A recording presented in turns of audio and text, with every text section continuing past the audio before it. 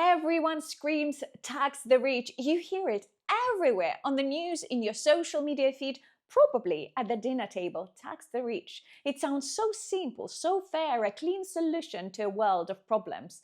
But I'm going to tell you why that popular phrase might be a complete fantasy. See, the people you're likely talking about, well, they don't have income the way you do. They have something far more powerful, and it's taxed at a fraction of the rate of your paycheck. In the next few minutes, I'm going to show you the hidden system of capital gains and carried interest that the wealthy use, and you will understand why tax the rich is the wrong fight. The whole debate is built on a shaky foundation because we're all using the wrong words. When most of us say income, we mean the money we get from a job, a salary, a federal wage, you name it. That income is taxed at progressive rates that can go up to 37% at the federal level in the US and up to 52% in some European countries. And that's before you even get to state and payroll taxes. But for the wealthy, a salary is often just pocket change, if they even have one. Their world revolves around two concepts you absolutely need to understand: capital gains and carried interest. Now, let me explain. Let's start with a simple comparison. Picture two people. First, we have Anne. Anne's a brilliant surgeon. She works 60 hours a week and earns a salary of $500,000 a year. Every dollar she earns is considered ordinary income. After her deductions, she's in a top federal tax bracket, paying a hefty percentage of that hard-earned salary to the government. Now meet Ben. Ben is a long-term investor. 10 years ago, he bought a big chunk of promising tech startup for $500,000. For a decade, he just held onto that investment. The company grew, it innovated, and finally it went public. This year, Ben sells his entire stake for $5.5 million. That's a $5 million profit. And here is where the system splits in two. Anne's $500,000 salary is taxed as ordinary income. Ben's $5 million profit, however, is not, because he held the asset for more than a year and it qualifies as a long-term capital gain. Instead of paying the top ordinary income rate, he pays the long-term capital gains rate. For high earners, this is 20% plus a possible 3.8% net investment income tax. Let that sink in. And the surgeon pays a much higher tax rate on her salary than Ben pays on his massive investment profit. This isn't some shady backroom deal. It's a core feature of the tax code. The system is designed to incentivize long-term investment by taxing it at a lower rate than labor. The thinking behind it is that this encourages people like Ben to risk their money on new businesses, which in theory fuels economic growth, innovation, and jobs. Proponents argue that without this lower rate, less cash would flow into high-risk, high-reward ventures that drive progress. But critics look at this and see massive unfairness. They see two people creating wealth but being taxed by a completely different set of rules. Why should the money you make from money be taxed so much more lightly than the money you make from the labor?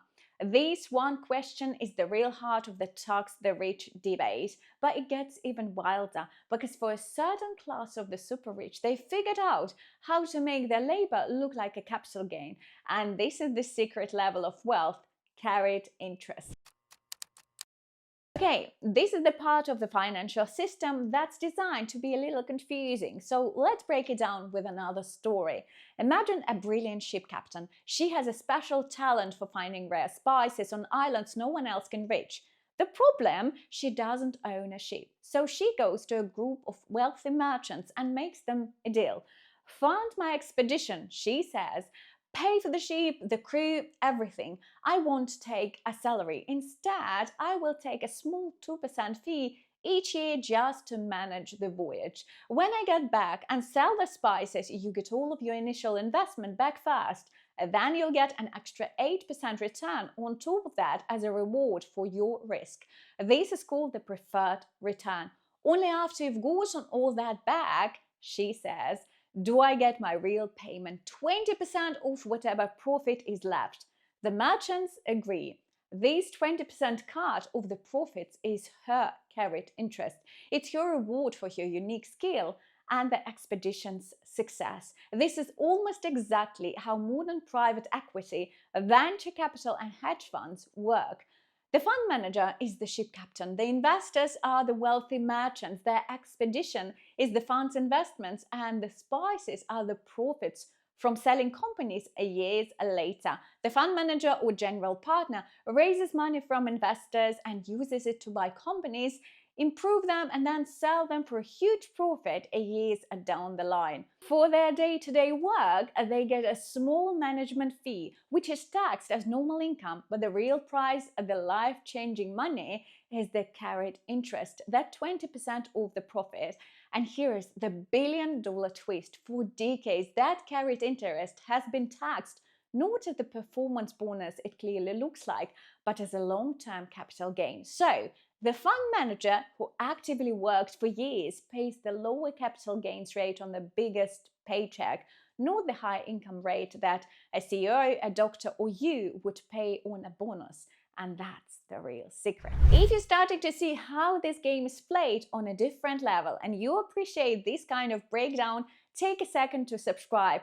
My goal here is to pull back the curtain on these complex financial topics so we can all understand the real rules. And this is exactly why the slogan "tax the rich" doesn't quite hit the mark. When politicians talk about raising income taxes on the highest earners, they are often talking about "and the surgeon," not the private equity manager.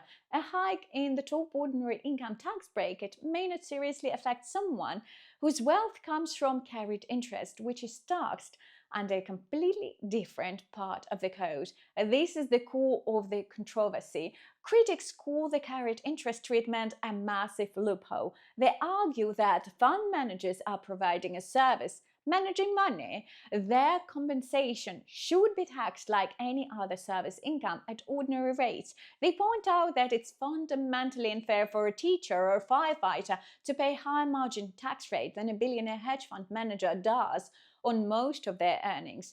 Closing this loophole, they say, would raise billions and restore some basic fairness to the tax code. However, defenders of the current system argue it's not a loophole, it's a crucial incentive. They say carried interest isn't a guaranteed salary, it's a return on an investment of time, expertise, and a ton of risk, and if the fund does poorly, the carried interest is zero. They believe this skin in the game model encourages the smart, long-term investments that build innovative companies.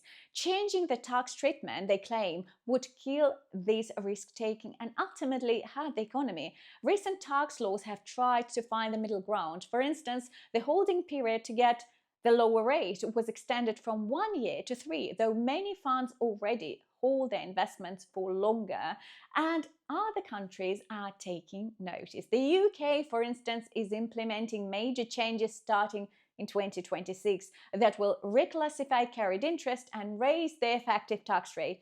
But in the US, the debate is still rages on. So, the next time you hear that simple, powerful slogan, "tax the rich," you'll know the reality is way more complicated. You'll know that the rich don't just have more income, they have a different kind of income. Their wealth is built on capital, ownership, and structures that are taxed by a totally different set of rules. It becomes clear that the simple slogan is a distraction from the real conversation we need to be having. The debate isn't just about whether to tax the rich more, it's about how we tax different forms of wealth. The real question is no longer should we tax the rich, the real question is should we tax the money made from labor at a higher rate than the money made from capital? And is a fund manager giant payday a bonus for the work or a return on an investment? That's the conversation that could actually change things. Now that you know the hidden rules,